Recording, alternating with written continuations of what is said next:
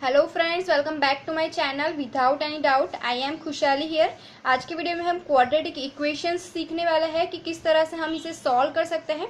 जो हमारी bank exams है, एसएससी के एग्जाम्स, एलआईसी के एग्जाम्स, सारी एग्जाम्स के लिए काफ़ी इंपॉर्टेंट टॉपिक है ये हमारा। और स्पेशली जो बैंक पीओ की एग्जाम होती है उसमें हर एक एग्जाम्स में 5 मार्क्स के 5 क्वेश्चंस इस टॉपिक में से पूछे जाते हैं, ठीक है। और ये एक हमारा ऐसा टॉपिक है कि जो आप 2 मिनट के अंदर पांचों के पांचों क्वेश्चंस बना सकते हो, यानी कि कम टाइम के अंदर ज्यादा स्कोर दिलाने वाला टॉपिक है। लेकिन ये तभी हो पाएगा जब आपको प्रॉपर स्ट्रेटेजी पता है, प्रॉपर ट्रिक्स पता है तो, ठीक है। तो हम स्टार्ट करते हैं। लेकिन इससे पहले मैं एक और बात यहाँ पे ऐड करना चाहूंगी कि जो स्कूल के स्टूडेंट्स हैं, हमारे स्टैंडर्ड 7 से लेके 10th तक के स्टूडेंट्स, उनके सिलेबस में भी ये टॉपिक है। सो उनके लिए भी ये काफ़ी हेल्पफुल हो सकता है, तो वो भी इसे देख सकते हैं। तो हम स्टार्ट करते हैं। देखिए, मैंने यहाँ पे ऑलरेडी 2 इक्वेशंस लिखे हुए हैं। सो आपको एग्जाम्स में इस तरह से 2 इक्वेशंस दिए होंगे। एक जो होगा वो हमारा एक्स के फॉर्मेट में होगा, सेकंड हमारा वाई के फॉर्मेट में होगा, ठीक है। तो आपको क्या करना है, दोनों ही इक्वेशंस को सॉल्व करना है। यहाँ से आपको x की जो एक्सपेक्टेड वैल्यूज है वो निकालनी है, यहाँ से आपको y की वैल्यूज निकालनी है, ठीक है। तो आपको x की 2 वैल्यूज मिलेगी और y की 2 वैल्यूज मिलेगी। अब आपको उन वैल्यूज को आपस में कंपेयर करना है और आपको देखना है कि x एंड y के बीच में क्या रिलेशन एस्टेब्लिश हो रहा है, ठीक है। तो देखिए, आपको यहाँ से ऐसे 5 ऑप्शंस भी दिए जाएंगे कि x y से बड़ा हो रहा है, छोटा हो रहा है, x and y equals to हो रहे हैं, x ग्रेटर देन और इक्वल्स टू है, लेस देन और इक्वल्स टू है, ठीक है। तो आपको इसमें से जो भी हमारा राइट ऑप्शन है वो आपको फाइंड आउट करना रहेगा। इसमें कभी कभार हमें सी एंड डी का भी ऑप्शन दिया जाता है। सी एंड डी मतलब कि कैन नॉट बी डिटरमाइनेड, ठीक है। सो जब भी हम कोई भी टाइप का रिलेशन एस्टेब्लिश नहीं कर पाते तब हमें ये ऑप्शन टिक करना होता है। मैं आपको बताऊंगी कि कौन से ऐसे सिचुएशंस होंगे कि जब हमारा ये वाला आंसर होगा, ठीक है। तो पहले हम इसे सॉल्व करके देखते हैं। फर्स्ट इक्वेशन में ले लेती हूँ, लेकिन पहले मैं इसे आपको ट्रेडिशनल मेथड से सॉल्व करके दिखाऊंगी, जिस तरह से आप हमेशा से ही करते आ रहे हो। और ये मेथड में ज़्यादा डीप में नहीं जाएंगे हम, लेकिन ये मेथड मैं सिर्फ इसलिए एक्सप्लेन कर रही हूँ ताकि आपको पता चले कि ट्रेडिशनल मेथड में हमारा कितना टाइम जा रहा है और ट्रिकी मेथड में कितना टाइम, ठीक है। और ये काफ़ी कंफ्यूजिंग मेथड है थोड़ा सा, और जो ट्रिकी मेथड है वो आपको काफ़ी ईजी लगने वाला है। तो आप इसको पूरे ध्यान से देखिएगा। देखिए, तो ट्रेडिशनल मेथड में हम क्या करते हैं, सबसे पहले जो एक्स स्क्वायर का जो कोएफिशिएंट है, यानी कि यहाँ पे 4 है, इसको आप यहाँ 3 से मल्टीप्लाई करते हो, ठीक है। यानी 4 3 से क्या हो जाएगा, हमारा 12 हो जाएगा। इसके बाद हम क्या करते हैं, 12 को इस तरह से हम स्प्लिट करते हैं, ठीक है। यहाँ से 2 से डिवाइड करेंगे, फिर 2 से इस तरह से, राइट। फिर जो भी हमें फैक्टर्स मिलते हैं उन सारे फैक्टर्स को हम प्लस या तो माइनस करके कोशिश करेंगे कि हमें -4x मिल जाए, ठीक है। यानी -4x लाने की हम कोशिश करते हैं। सो इस तरह आपका बहुत ज़्यादा टाइम चला जाएगा, क्योंकि आप पहले इन दोनों को मल्टीप्लाई करोगे, फिर इसको स्प्लिट करोगे, ठीक है। सो अब हमें ऐसी मेथड बिल्कुल भी फॉलो नहीं करने हैं। अब हम क्या करेंगे, डायरेक्टली देखिए 4 के आपको इजी फैक्टर्स जो भी आपको याद आए वो आप निकाल लीजिए। देखिए 2 × 2 4 हो जाएगा, तो मैं यहाँ पे 2 × 2 लिख दूंगी। 3 के इजी फैक्टर्स, 3 का मतलब कोई फैक्टर नहीं होता, तो मैं यहाँ पे 3 ही लिखूंगी। अब देखिए हमें क्या करना है, प्लस या तो माइनस करके क्या लाना है, हमें 4 लाना है। तो देखिए 3 2 जा 6 हो जाएगा एंड 2 एज इट इज। देखिए 6 में से 2 चला जाएगा तो क्या रहेगा, हमारा 4। तो हमें फैक्टर्स क्या मिल गए, 6 एंड 2। अब हम ट्रेडिशनल मेथड में क्या करते हैं, इस 6 एंड 2 को हम इक्वेशन के रूप में यहाँ पे लिखते हैं। तो देखिए हम लिख लेते हैं इसे, 4x² माइनस 6x लिखेंगे, प्लस हम यहाँ पे 2x लिखेंगे, ठीक है। हमने यहाँ पे प्लस 2x क्यों लिखा, क्योंकि हमें यहाँ पे -4x चाहिए, ठीक है। तो -6x प्लस 2x को अगर आप सिंप्लीफाई करोगे तो हमें -4x मिल जाएगा। क्या होता है कि ज़्यादातर स्टूडेंट्स जो है वो यहाँ पे जो साइंस अलर्ट करने होते हैं, माइनस प्लस जो कुछ भी, उसमें ज़्यादातर स्टूडेंट्स हमारे कन्फ्यूज हो जाते हैं और उनके जो आंसर जो है वो रॉन्ग होने के चांसेस बहुत ही ज़्यादा बढ़ जाते हैं, ठीक है। सो ये जो है हमारा ट्रेडिशनल मेथड है, लेकिन ट्रिकी मेथड में कोई भी इस तरह के गड़बड़ी होने के कोई चांसेस नहीं है, क्योंकि वो बिल्कुल भी ऐसा कंफ्यूजिंग मेथड नहीं है। सो उस मेथड में हम देखेंगे। फिर हम क्या करते हैं, यहाँ पे -3 एज इट इज लिखेंगे इक्वल्स टू 0। अब क्या करते हैं, इन दोनों में से हम कॉमन फैक्टर्स निकालते हैं एंड इन दोनों में से, ठीक है।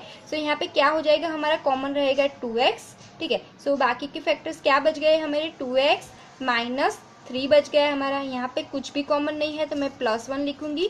फिर यहाँ पे क्या बचेगा 2x माइनस 3 इक्वल्स टू 0। अब क्या करना है हमें 2x माइनस 3 फिर से कॉमन निकाल लेंगे, फिर बचेगा 2x प्लस 1 इक्वल्स टू 0। अब हम इन दोनों को इंडिविजुअली 0 असाइन कर देंगे, सो इक्वल्स टू 0, यहाँ से 2x प्लस 1 इक्वल्स टू 0। ठीक है, सो यहाँ से हमें x की वैल्यूज मिल जाएगी 3/2, यहाँ से मिलेगी -1/2। ठीक है, तो आपने देखा कि काफी लंबे स्टेप्स हो गए हमारे, 1 2 3 4 एंड 5। ठीक है, 5 स्टेप्स करने के बाद जाके हमें ये आंसर मिला है। और फिर भी अगर यहाँ पे आपको साइंस एस्टेब्लिश करने में थोड़ी सी प्रॉब्लम हो गई तो आपके आंसर रॉन्ग होने के चांसेस बहुत ही ज्यादा बढ़ जाते हैं। ठीक है, अब हम देखते हैं ट्रिकी मेथड कि उसमें हमारा कितना टाइम जाता है। देखिए, तो ट्रिकी मेथड के लिए हमें क्या करना है, सबसे पहले हमें ये फैक्टर्स निकालने हैं। फैक्टर्स हमने ऑलरेडी निकाल लिए हैं, क्या है हमारे 6 एंड 2। मैं यहाँ पे 6 लिख देती हूँ एंड 2 लिख देती हूँ। ठीक है, अब हमें क्या करना है, दोनों ही फैक्टर्स को हमें एक्स स्क्वायर का जो कोएफिशिएंट है उससे डिवाइड करना है। यहाँ पे क्या है 4 है, सो दोनों को ही मैं 4 से डिवाइड कर दूंगी। क्या हो जाएगा, देखिए ये 2 से 3 बार चला जाएगा, ये 2 बार यानी 3/2 हो गया। यहाँ पे ये 2 से 2 बार चला जाएगा यानी हो जाएगा हमारा 1/2। ओके, सो ये दोनों ही हमें आंसर मिल गए। आप देख सकते हो कि यहाँ पे सेम आंसर्स है। अब हमें सिर्फ इसको साइन अलर्ट करना बाकी है, तो हम कर लेते हैं। यहाँ पे देखिए क्वेश्चन में क्या था, दोनों ही माइनस थे, तो अब हमें इस चार्ट की हेल्प से हमें इसको साइन अलर्ट करना है। देखिए जब भी दोनों माइनस होंगे तो हमारे आंसर का जो फर्स्ट टर्म होगा वो प्लस होगा, सेकंड माइनस होगा। ठीक है, सो बड़े वाले को हम प्लस दे देंगे, छोटे वाले को माइनस दे देंगे। सो ये हो गया हमारा आंसर। ठीक है, जो भी आगे वाला साइन है वो हम बड़े वाले फैक्टर को देंगे, पीछे वाला साइन छोटे वाले को। ठीक है, सो ये हो गया हमारा आंसर। देखिए अब हम सेकंड इक्वेशन सॉल्व कर लेते हैं। क्या है हमारा 4y² plus 12y plus 5 equals to 0। सबसे पहले क्या करेंगे, हम फैक्टर्स निकालेंगे। तो 2 के इजी फैक्टर्स लिख लेते हैं हम। 4 के इजी फैक्टर्स क्या होंगे, 2 × 2 होगा। ठीक है, 5 के कोई फैक्टर्स नहीं होते, मैं यहाँ पे 5 लिख दूंगी। अब हमें क्या करना है, प्लस या तो माइनस करके हमें 12 लाना है। ठीक है, तो देखिए 5 2 = 10 हो जाएगा एंड 2 एज इट इज, 10 + 2 क्या हो जाएगा हमारा 12 हो जाएगा। सो हमें फैक्टर्स मिल गए, क्या मिल गए 10 एंड 2। अब हमें क्या करना है, दोनों ही फैक्टर्स को y² के कोएफिशिएंट से डिवाइड करना है, यानी कि 4 से। दोनों को मैं 4 से डिवाइड कर लूंगी। क्या मिलेगा हमें, 2 से ये 5 बार चला जाएगा, ये 2 बार यानी 1 मिल गया हमें 5/2। सेकंड क्या मिलेगा 2 2 = 4 यानी 1/2। ठीक है, अब हमें क्या करना है, दोनों को सिर्फ साइन अलर्ट करना बाकी है। तो देखिए क्वेश्चन में दोनों ही प्लस थे, जब भी दोनों ही प्लस होंगे तो हमारे आंसर दोनों ही माइनस होंगे। मैं इन दोनों को माइनस साइन दे दूंगी। सो ये हो गया हमारा फाइनल आंसर। ओके, अब हमें क्या करना है, अब हमें इन दोनों को कंपेयर करना है और हमें यहाँ से राइट ऑप्शन सिलेक्ट करना है। तो इसके लिए क्या करना होता है, हमें x की एक वैल्यू को लेना है और उसको दोनों ही y की वैल्यू से कंपेयर करना होता है। फिर सेकंड वैल्यू लेनी है, फिर से इन दोनों से कंपेयर करना है। लेकिन इसमें क्या होता है, कभी कभार मिस्टेक हो जाती है और टाइम भी हमारा ज्यादा चला जाता है। तो इसके लिए भी मैं आपको सिंपल वे बताती हूँ। आपको क्या करना है, सिंपली एक लाइन ड्रॉ करना है। x की वैल्यूज को हमें ऊपर रखना है, y की वैल्यूज को नीचे रखना है। ठीक है, तो x की वैल्यू क्या है 3/2, मैं यहाँ पे 3/2 लिख दूंगी। सेकंड क्या है -1/2, 3/2 से छोटा है, सो मैं इसे पीछे लिखूंगी। अब y की वैल्यूज देखते हैं, एक क्या है -5/2, वो सबसे छोटा है, मैं इसको इससे भी पीछे रखूंगी।